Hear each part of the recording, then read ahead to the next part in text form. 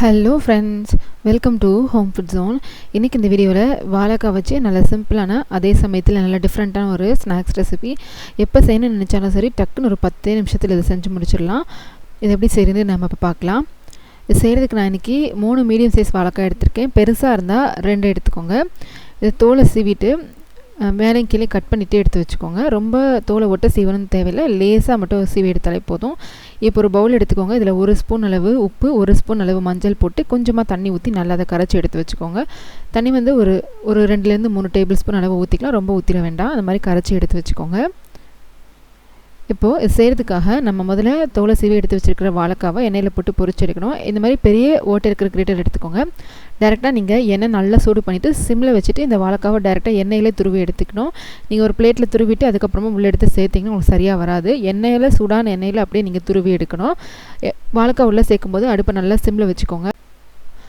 நல்லா சிம்மில் வச்சுட்டு கொஞ்சம் கொஞ்சமாக துருவி விட்டு ஒவ்வொரு பேட்சாக பொரிச்சு எடுத்துக்கணும். ஒரே வாழைக்காய் மொத்தமாக நீங்கள் ஒரே தடவையில் துருவி எடுத்துடாதீங்க. ஒரு பாதி வாழைக்காய் போட்டு துருவிக்கோங்க. ஏன்னா நம்ம துருவி முடிக்கிறதுக்குள்ளேயும் ஃபஸ்ட்டு போட்டதெல்லாம் பொரிஞ்சிரும். அதனால் ஒரு பாதி வாழைக்காய் மட்டும் துருவிட்டு நல்லா பொரிஞ்சு நல்லா சிகப்பானதும் அதுக்கப்புறமா எடுத்துகிட்டு 2வதாக மீதி இருக்கிறத துருவி எடுத்துக்கலாம். பார்த்திங்கன்னா ஓரளவு நல்லா பொரிஞ்சு வந்திருக்கு. இந்த ஸ்டேஜில் நம்ம ஏற்கனவே கலந்து எடுத்து வச்சுருக்கிற இந்த உப்பு மஞ்சள் மிக்ஸ்லேருந்து 1 ஸ்பூன் இல்லை 1.5 ஸ்பூன் அளவு இதில் நம்ம ஊற்றிக்கலாம். இதிலே நம்ம டேரெக்டாக ஊற்றி எடுத்துட்டோம்னா உங்களுக்கு மஞ்சளும் நல்லா பிடிக்கும், உப்பும் நல்லா பிடிக்கும். நீங்கள் பொரிச்சதுக்கப்புறம் போட்டு மிக்ஸ் பண்ணிங்கன்னா உப்பு சரியாக எல்லா இடத்துலையும் போய் சேராது. அதனால் எண்ணெயில் பொரிக்கும் போதே உப்பு எல்லாம் போட்டு நல்லா மிக்ஸ் பண்ணி நம்ம சுட்டு எடுத்துட்டோம்னா கரெக்டாக இருக்கும். பார்த்திங்கன்னா நல்லா பொரிஞ்சு வந்திருக்கு. வெளியில் எடுத்ததுக்கப்புறம் இன்னும் நல்லா கலர் மாறிடும். இந்தளவுக்கு நல்லா கிறிஸ்பியானதும் இப்போ இதை நம்ம வெளியில் எடுத்துடலாம். வெளியில் எடுத்துகிட்டு திரும்ப இன்னொரு பேட்ச் வாழைக்காய் நம்ம துருவி சேர்க்குறதுக்குள்ளே எண்ணெய் திரும்ப ஒரு தடவை நல்லா சூடு பண்ணிவிட்டு திருப்பி சிம்மில் வச்சுட்டு இந்த மாதிரி நம்ம டேரெக்டாக எண்ணெயில் துருவி எடுத்துக்கலாம். இதே மாதிரியே மீதி இருக்கிற வாழைக்காய் எல்லாத்தையுமே நம்ம துருவி எடுத்துக்கலாம். நீங்கள் ஸ்டோர் பண்ணி வைக்கிறதா இருந்தால் நீங்கள் அதிகமான குவான்டிட்டி செஞ்சு எடுத்து வச்சுக்கலாம். தற்சமயத்துக்கு சாப்பிட்றதுக்கு அப்படி செய்கிறீங்கன்னா ஒரு வாழைக்காய் இல்லை 2 அந்த மாதிரி செஞ்சு வச்சுக்கிட்டிங்கன்னா கரெக்டாக இருக்கும். 2வது வாழைக்காய் பொரிஞ்சதும் திரும்பவும் இல்லை 1.5 ஸ்பூன் அளவு நான் அந்த மஞ்சள் உப்பு மிக்ஸ் செய்துக்கிறேன். சேர்த்துட்டு நல்லா கலந்து விட்டுக்கலாம்.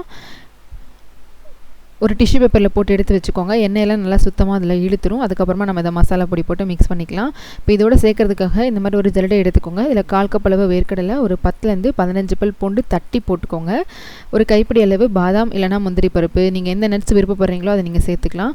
இது 3மே நல்லா பொரிச்சு எடுத்துக்கணும். பூண்டு நல்லா செவந்து வரணும். அதே சமயத்தில் கடலைப்பருப்பு பாதாம்லாம் நல்லா பொரியணும். சிம்மில் வச்சுக்கோங்க. ஒரு 1 நிமிஷத்துலேருந்து 1 நிமிஷம் வரைக்கும் நல்லா இந்த மாதிரி மிக்ஸ் பண்ணி விட்டு பொரிச்சு எடுத்துக்கோங்க. நல்லா இந்தளவுக்கு கலர் மாறி வந்ததும் இதே நம்ம வேறு ஒரு பிளேட்டுக்கு மாற்றிடலாம்.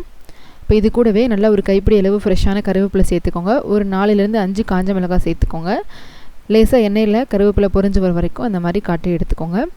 இப்போ இது எல்லாமே நல்லா கம்ப்ளீட்டாக ஆறுனதும் நம்ம மிக்ஸ் பண்ணி எடுத்துக்கலாம். சூடாக இருக்கும்போதே எல்லாத்தையும் ஒன்று போல் மிக்ஸ் பண்ணக்கூடாது, நல்லா ஆற வச்சிடணும்.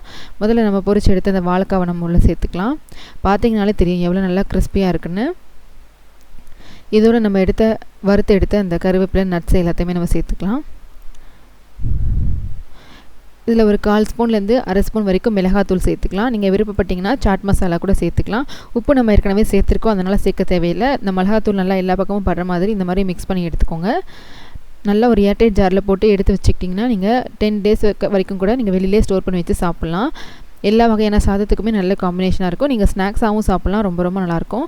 கண்டிப்பாக இதே மாதிரியே நீங்களும் செஞ்சு பாருங்கள். இந்த ரெசிபி உங்களுக்கு பிடிச்சதுன்னா லைக் பண்ணுங்கள், ஷேர் பண்ணுங்கள், கமெண்ட் பண்ணுங்கள். கண்டிப்பாக ஹோம் ஃபுட் ஜோனுக்கு சப்ஸ்கிரைப் பண்ண மறக்காதீங்க. நாளைக்கு இதே மாதிரி ஒரு நல்ல ரெசிபியோட உங்களை வந்து மீட் பண்ணுறேன். அது வரைக்கும் பாய்.